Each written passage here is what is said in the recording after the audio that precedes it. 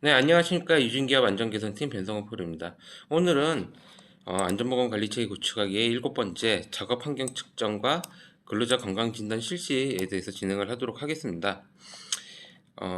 레미콘 사업장은 그 유해 인자가 두 종류가 있어요. 하나는 분진, 하나는 소음이죠. 기계가 압력 용기라든지 아니면은 믹서기가 돌아갈 때 소음이 시끄럽게 일어나고, 그 다음에 퍼틀랜트 시멘트, 이게 규선염이거든요. 규선염은 그 폐에 들어가면은 그 호흡기 질환을 일으킬 수 있는 거기 때문에 이런 유해 위험 인자에 노출이 되어 있는 경우에는 이 작업 환경 측정을 해야 돼요. 그래서 그 작업 환경 측정 결과에 따라서 이 근로자가 이거에 대해 때문에 신체에 질병이나 이런 것들을 유발할 수 있는 부분이 있어서 그걸 특수 건강 검진을 실시를 하게 되거든요. 그래서 이게 두 개가 한꺼번에 같이 취급을 하게 되고요.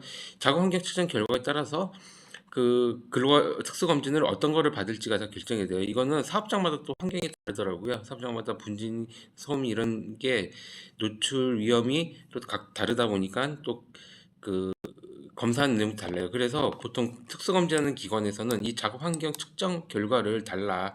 그거 가지고 이제 검진 항목을 정하는 거죠. 그래서 이 작업 환경 측정은 원래는 이제 반기 1회를 해야 돼요. 반기 1회 정기적으로 실시를 해야 되고, 대부분의 사업장은 하고 계실 거예요. 이건 법으로 돼 있기 때문에 만약에 안 하고 있다 하면은 그 작업 환경 측정 업체에 연락을 해서 받으시는 게 좋고요.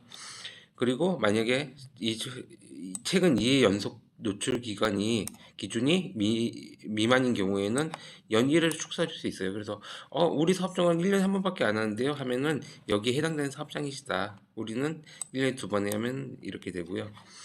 그리고 레미콘 사업장의 유해인자는 뭐다? 아까 얘기한 광물성 문제, 포틀레트 시멘트, 규산염이에요. 그다음에 소음, 뭐 8시간 이상 80 데시벨 이상인 경우에 노출될 경우, 이러면 이제 청각장애나 이런 부분들이 있을 수 있기 때문에 그 외에는 뭐 용접 휴미나 뭐 오일류들이 있고요. 그래서 이 작업 환경 측정을 하게 되면은 이제 그 결과가 나오잖아요. 그럼 보고서가 되게 두꺼워요. 요거를 이 해당되는 근로자, 작업 환경 측정을 받은 근로자들에게 반드시 공유를 하고 해람을 해라. 그 사인을 받으세요. 내가 일하는 업종에서 내가 내 몸에 이렇게 유해한 인자가 노출된다는 건 본인이 알고 계셔야 되잖아요. 그렇기 때문에 반드시 게시 및 해람을 하시라. 그리고 기간은 5년 동안 보존을 해야 된다. 그러면은 작업 환경 측정은 보통 누가 대상으로 해서 받느냐? 보통은 대부분의 사업장들은 하고 계신다면은 특수검진도 마찬가지예요. 생산 쪽 직원들 부분이 하실 거예요. 왜냐면 생산 쪽 하시는 분들이 아무래도 소음이나 분진에 노출이 됐는데, 근데 대부분이 보니까 생산 쪽만 하고 다른 직종은 안 하시더라고요. 근데 유진기업 같은 경우는 올해부터 그 품질 관리 직원들도 유해이온 작업 환경 측정을 시작을 했고, 내년에 그 결과에 따라서 건강 검진을 특수 검진을 저희도 실시를 할 거예요. 왜냐하면은 품질 관리 직원들은 실험실 같은 데나 현장에서 할 때 이 포틀랜드 시멘트에 노출이 돼 있어요. 물론 레이미콘으로 완제품이 돼서 나오는 경우는 상관이 없는데, 그걸 실험할 때 상관없는데, 항상 실험할 때는 각종 섞기 전에 레미콘처럼 섞기 전에 이 재료들을 갖고 하다 보니까 여기 노출이 돼서 품질 관리 직원들도 꼭 하셔라.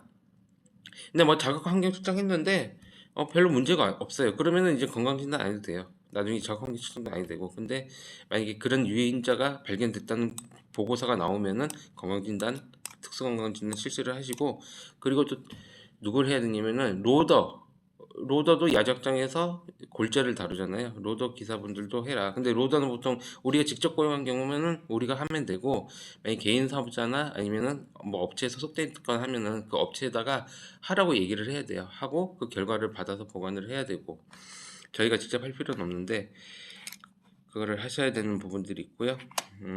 그리고 예, 그렇게 됩니다. 그래서 아까 방금 말씀드렸던 작업 환경 대상자가 누구냐? 그거 요 말씀드린 생산, 품질 관리, 로드 운전원이다. 그리고 음, 그 특수 검진 외에 또 저기 정기 검진, 일반적으로 건강보험공단에서 하는 일반 검진 있잖아요. 일반 검진은 여기 연일에 하는데, 이 잘못하시는 분들이 있어요. 나는 그 영업이다. 영업도 근데 비사무직 맞아요. 나는 이제 사무실에서만 근무하는 관리나 총무로 업무를 한다. 그렇게 되면은 우리 사무직 아니냐라고 해서 2년의 일에 받으신 경우가 있는데, 사업장에서 근로하는 경우는 무조건 다 전 근로자가 비사무직이다. 1년에 한 번씩 받아야 된다. 그 저기 공단에 저기 사대보험 신고할 때 비사무직을 신고해서 1년에 한 번씩 받도록 해야 되고요. 그 다음에 아까 여기 말씀드린 그 생산, 품질, 로더 외에 만약에 우리 사업장에 야간 근로가 있다. 야간 근로가 있는 경우에는 야간 근로를 수행하는 직원들도 연일에 특수검진 실시를 해야 된다. 이런 내용입니다. 보면은 이 야간 작업이란 뭐냐? 6개월 동안 밤 12시부터 오전 5시까지 8시간 이상 작업을 이걸 포함해서 8시간 이상 작업하는 작업을 월 평균 4번을 수행하는 경우, 그럼 야간 작업을 한다고 봐요. 이분들은 특수검진 다 하셔야 돼요, 무조건. 그리고 6개월간 오후 10시부터 오전 6시까지 작업 중 월 평균 60시간, 4회 60시간, 이 두 중에 하나를 충족하게 되면은 야간 작업도 특수건강 진단을 실시해야 된다. 보통 레미콘 업종마다 다르겠지만 어떤 레미콘은 이제 밤에 덤프가 나가는 경우도 있잖아요. 그런 경우에는 이 야간 작업에 해당될 수가 있어요. 그렇기 때문에 이 부분 본인 사업장에서 이게 해당된 분들이 있는지 잘 찾아보고 실시를 하셔라. 그리고 건강진단 방법은 뭐 의료기관에서 한다. 이거는 뭐 국민건강보험관리공단 홈페이지 들어가면은 해당 검진기관, 우리 사무장 주변에 있는 검진기관 다 나오니까 검색하셔서 연락하셔서 하면 되고요. 아까 얘기했지, 특수검진은 유해인증 특수검진 항목, 요거는 작업환경 측정 결과로 나온다. 그거를 이 병원에다가 제출을 하면은 병원에서 검진 항목을 정해서 알아서 실시를 해준다. 그런데요. 종사자는 어떻게 하느냐? 아까 말씀드렸듯이 우리가 그 수급자 근로자나 특수형태 근로자까지 직접 고용하지 않는 종사자는 의무는 없어요. 의무는 없는데 우리가 이거를 평가를 해야 돼요. 그렇다고 안 할 수 없잖아요. 우리 사업장에서 일하는데 뭐 우리가 신경 안 써 그건 아니에요. 이분들도 건강관리 하기 때문에 이 수급업체 통보하고 개인한테 통보하고, 우리가 이 수급업체 같은 경우 보통 안전보건관리 수준 평가를 하잖아요. 그래서 이거에 점수가 미달하면은 우린 당신들하고 일 안 해라고 하잖아요. 이거 할 때 해당 항목으로 넣어요. 평가를 해서 건강검진 안 해? 왜 점수가 안 돼? 그럼 당신들하고 당신 업체를 우리가 당신 업체 근로자를 쓸 수가 없어. 왜? 당신들이 당신 근로자들한테 건강을 신경 안 쓰는데 우리가 어떻게 하냐. 그래서 요거는 수급업체 통보 반드시 해서 할 수 있도록 해라. 그런 내용입니다. 그래서 아까 말씀드렸던 거 종합을 해보자면 요 표를 참고하시면 돼요. 상시 근로자 의무는 우리가 할 의무가 있다. 이게 없지만은 하게 해야 된다. 수급업체는. 그리고 뭐 본사가 따로 있는 사업장 같은 경우는 EMP 사무직이에요. 그러니까 2년에 한 번씩 하면 돼, 사무직. 근데 사업장에 위치했다. 그럼 무조건 다 비사무직. 한 달에 한 번씩 해라. 그 중에 생산과 품질 관리는 그 작업 환경 측정을 한 다음에 특수 검진을 해라. 그런 내용. 그리고 뭐 이런 분들도 다 일반 검진도 하게 하고, 로더도 작업 환경 측정, 그냥 우리가 해주세요. 우리 사업장이니까 하고, 검진은 업체에서 하도록 해라. 아니면 개인이 받도록 해라. 그렇게 보시면 되고요. 그다음에 여기는 설명이 없는데 여기 하나 있네. 배치 전 건강진단에 대한 내용 또 잠깐 설명을 드릴게요. 이게 뭐냐면은 우리가 직원을 고용을 했어요.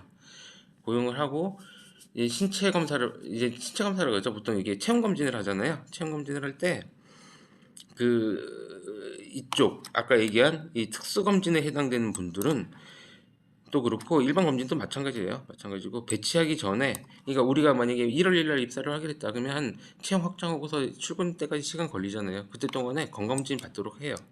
해서 문제가 없다, 이 부분이 이 업무를 하는데 문제가 없던 게 판단이, 그 검진 결과가 나오면은 그때 일을 시켜야 돼요. 그 전에 일을 시키면 안 돼요.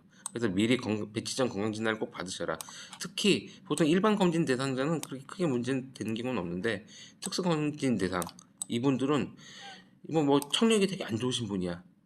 근데 막 이 생산 쪽에 막 그 소음 있는 데서 작업을 하게 돼. 그러면은 검진, 그 특수 검진 그 배치장 검진 결과가 부적합 이런 식으로 나와요. 그러면은 배치를 할 수가 없어요. 그게 아마 뭐 채용에 대해서 좀 영향이 있을 거다. 좀 그런 거. 배치전 검진은 배치 전에 무조건 해라. 이미 일 시키고 나서 하는 거 소용없어요. 배치 전에 무조건 하셔라. 그런 거고요. 나머지는 요 관련 설명도 한번 쭉 보시고 참고해 보시면 될 것 같습니다. 오늘은 이렇게 7장 하고, 다음에는 이 수급업체 안전 보관 수준 평가에 대해서 진행을 하도록 하겠습니다. 예, 오늘은 이쯤 마치겠습니다. 수고하셨습니다.